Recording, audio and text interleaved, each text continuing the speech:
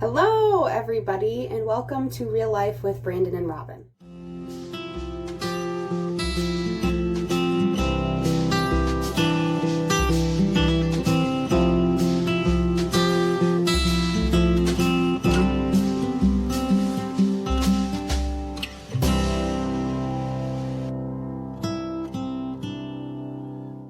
Today is my 36 and 37 week update. I am 37 weeks pregnant today. I did not do an update last week, mostly because I kind of ran out of time and there wasn't a lot to share. Things have been going really smooth, really amazing, and what is that curl doing? Things have been going really smooth and easy, and so it's just been kind of hard to do these updates every week because there hasn't really been a lot of progression, you know. But last week, the only thing I wanted to add about my 36 weeks being pregnant was that there was a little bit of like hand numbness going on, and it was only a couple of times. It happened 35 and 36 weeks, but it only happened a couple of times during the week where, depending on how I slept or something, my hands would just kind of get a little bit tingly, which is actually a thing. So there is a thing called pregnancy carpal tunnel, and it's when you actually do get carpal tunnel, but it's just when you're pregnant. I wound up having that really bad with my son Connor, not so much with my daughter Abigail, and I think it was because he was doing the summertime, and with it being summer and my whole body being swollen to a massive balloon, everything just hurt and was tingly and was numb, and there was so much swelling. I even had, I don't know exactly what it's called, but it's like pitting, where my feet swelled so big and so large and carried so much water that my husband, he would push his thumb down into my foot and it would leave a pit to where like I could pour water and stuff in it because it would just stay there. So luckily I've had minimal to absolutely no swelling, which has been wonderful. I did have one a couple weeks ago where I posted I was finally able to put on my wedding band and my engagement ring because I had finally gained enough weight, because I lost a ton of weight before I got pregnant with this baby. And so just a couple weeks ago I was finally able to put my rings on, but I do have a little bit of swelling, but I mean it is so minimal. So minimal to the point where, like I said, about 35 and 36 weeks, my hands have been a little bit tingly at night. But moving on to this week, 37 weeks, I haven't had any hand tingling. There's been nothing going on in that area or that retrospect, so it's just really funny how things just kind of flip on and off in pregnancy, and some things are really consistent and continue, and some things are really intense and then they kind of drop off as you get pregnant, and some things are just kind of all over the map. So I haven't had any issues with my hands. I have been noticing as I get further along that at the end of the night my feet do get a little bit more swollen, but again it's very minimal, and it's one of those things where even doctors have a hard time seeing that I'm swollen. It's just something that I feel because I'm hypersensitive to my body, and some of you guys are like that. Let me know in the comments if you are, to where like when something happens to my body I am just hyper aware of it, and I really know what's happening. I know what's going on. I know something is different, right? Some people, they're just not as in tune with what's going on with their body, and that's fine. That's who you are. And anyway, so I do notice that sometimes at night, but again, it's only, I don't know, only a few times a week. And I do find that if I start to feel that and notice that in my feet, I will be really intentional throughout the day about making sure I rest and put my feet up and drink more water, which has been another thing. I have been chugging water. I've been pushing the water like crazy, but those are really the only updates. 37 weeks, that's today. The Braxton Hicks have kind of stopped. I haven't really had very many. I know week 35-ish, maybe 34, in that update, I was having Braxton Hicks just all the time, all throughout the day, multiple. Some of them were really strong to where, you know, would kind of set me off a little bit, to where I would kind of have to stop, if that makes sense, and go like, "Ooh, I need a minute." But again, they haven't been painful, and I've noticed this week I haven't had a lot of Braxton Hicks contractions, but I have been very crampy. So it feels very much like menstrual cramps, to where it's just really low cramping and kind of resonating through my hips, which again is super normal. you get crampy towards the end of pregnancy, and it's just your body just kind of getting ready for labor, getting ready for birth, getting ready to push the baby through the birth canal. So I haven't had too many contractions, but I have been very, very crampy this week. Let's see. Weight gain, I'm still doing all right.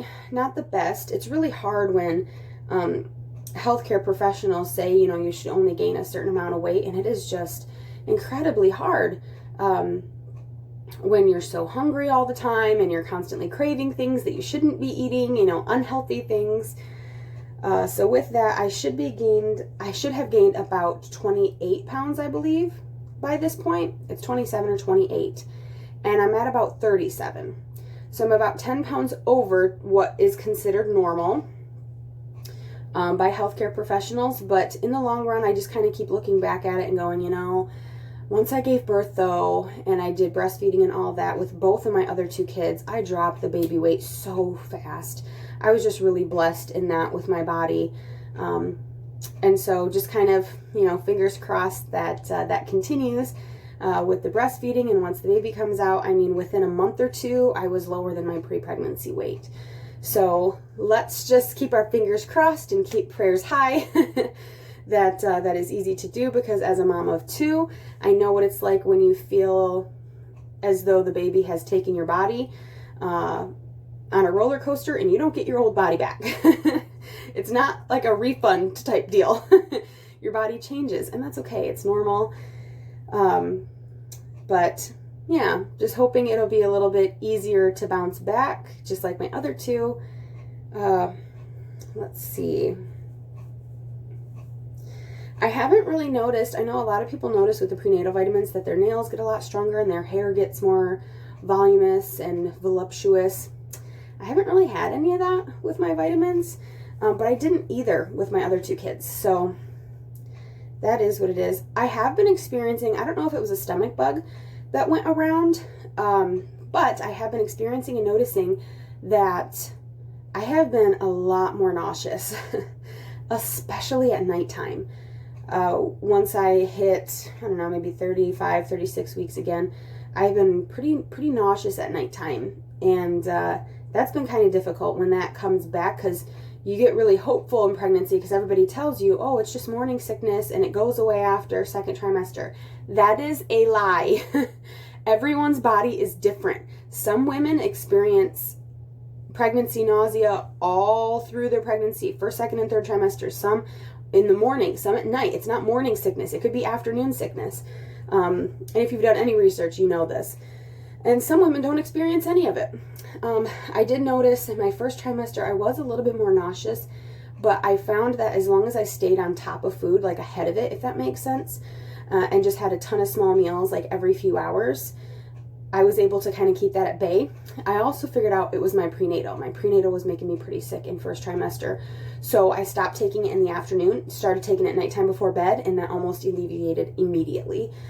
But I have been noticing at nighttime I've been getting a lot more sick. At night I can only really eat crackers or toast, biscuits, which again doesn't help with the weight because it's all carbs and empty calories. You know, it's not really anything that's nutritious. So it's been hard to try to find things that are really good for my stomach, but also really nutritious. So I've been trying to opt out of like the breads and the carbs and into things like bananas and applesauce and making things like that, or a rice-based meal, so that it's really helping with the nausea. I'm going to bed with a semi-full stomach, and it's not just empty calories. It's something that's full of vitamins and nutritious for the baby.